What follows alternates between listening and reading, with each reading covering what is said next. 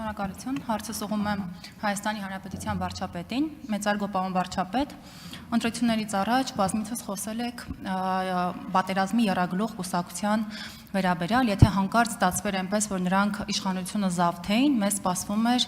պատերազմ, եւ արդեն ընտրություններից հետո մենք կարող ենք գնահատել, որ եւ պնդել, որ մեր ժողովուրդը եւս այս վտանգը տեսել է եւ իր քվեով տեր է կանգնել խաղաղությանը եւ կարող ենք ասել, որ ժողովուրդը այնպես է արել, հա կանգնեցրել է այդ պատերազմը։ Խնդրում եմ ձեր մեկնաբանությունը այս թեմայում։ Շնորհակալություն։ Արդեն կպատասխանի Հայաստանի Հանրապետության վարչապետ Նիկոլ Փաշինյանը, համեցեք մեծարգո պարոն վարչապետ։ Շնորհակալ եմ Տիկին Պողոսյան հարցի համար, մեր նախընտրական կարգախոսն էր, որ մենք ժողովրդին կոչ ենք անում տեր կանգնել խաղաղությանը եւ մեր գնահատականը միանշանակ է, որ Հայաստանի Հանրապետության քաղաքացին տեր է կանգնել խաղաղությանը։ Բայց ես ուզում եմ ձեր ուշադրությունը հրավիրել ուրիշ փաստի վրա, որի մասին ըստ էության խոսեցի հիշատակելով Հայաստանի անվտանգության խորհրդի քարտուղարի եւ Ադրբեջանի նախագահի օգնականի հանդիպումը,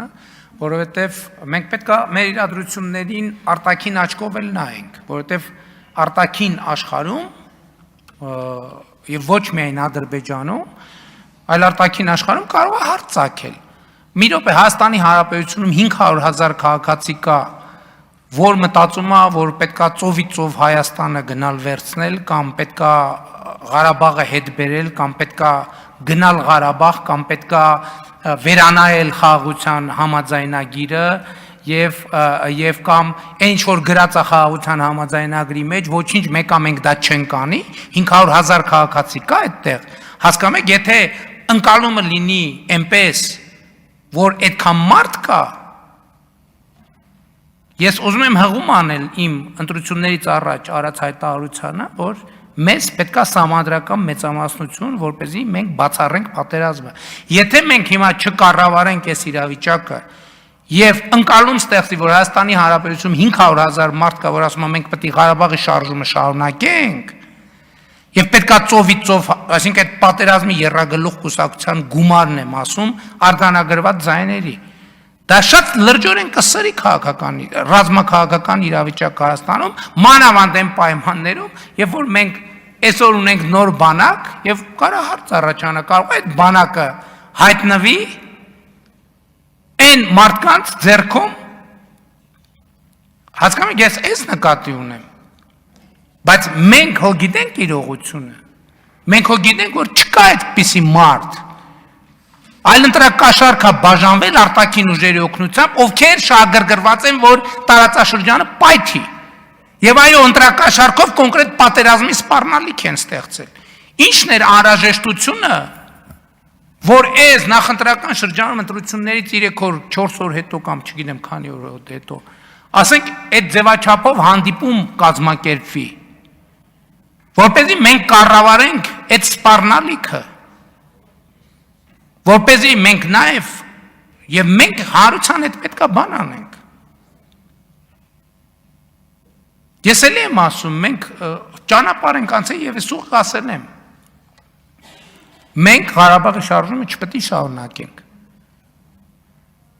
Ղարաբաղի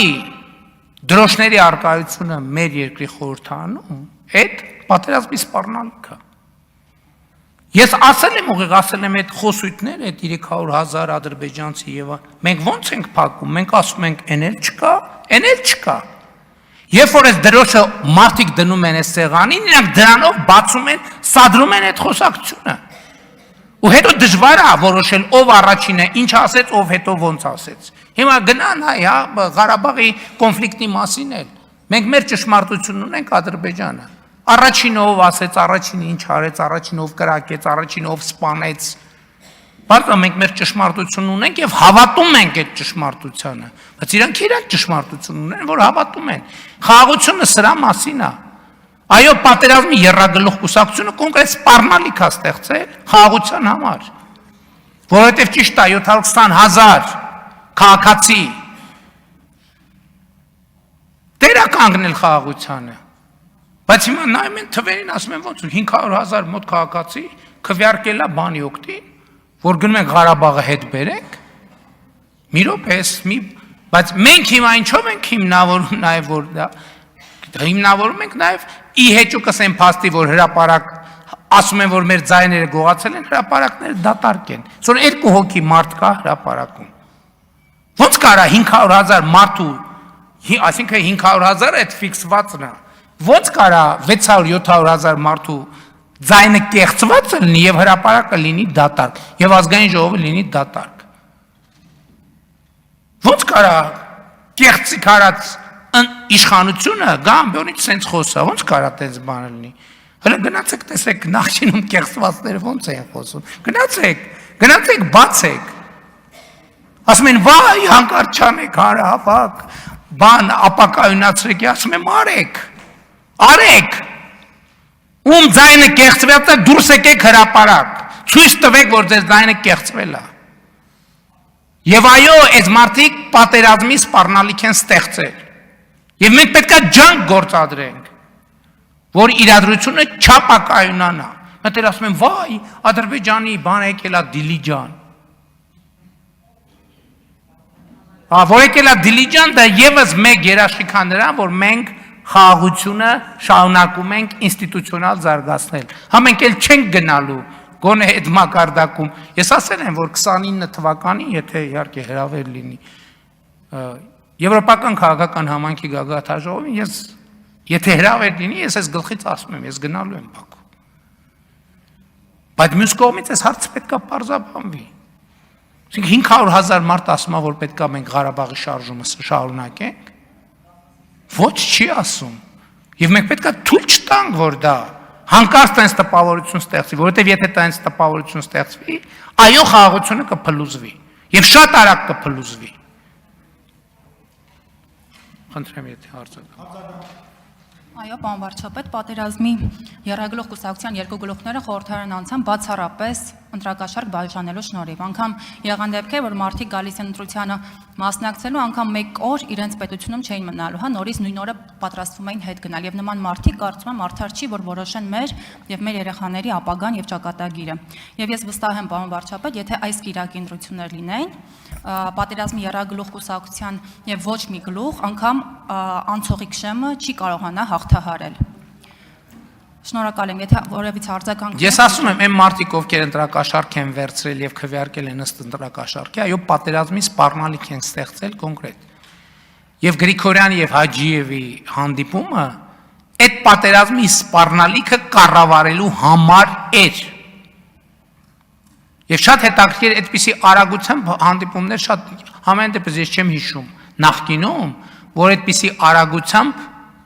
հանդիպում կազմակերպվի, որովհետև միշտ տևում է դե ով գա, որտեղ գա, երբ գա եւ այլն, հազար ու մի հարց կա։ Բայց այդ նշանակում է երկու կողմում էլ այդ զգացողությունն էլ կար, որ դավադրություն կա, այստեղ պետք է ռեակցիա տալ։ Եվ ես շատ ուրախ եմ, որ մենք այդքան որովհետև բաներ, չէ՞, գիտենք, որ պետք է ասեն, վայ, եկան Դիլիջան, վայ, բա սենց կլինի, այնա 300,000 ադրբեջանցիներից առաջինը արդեն եկավ, ասել են, հա, բա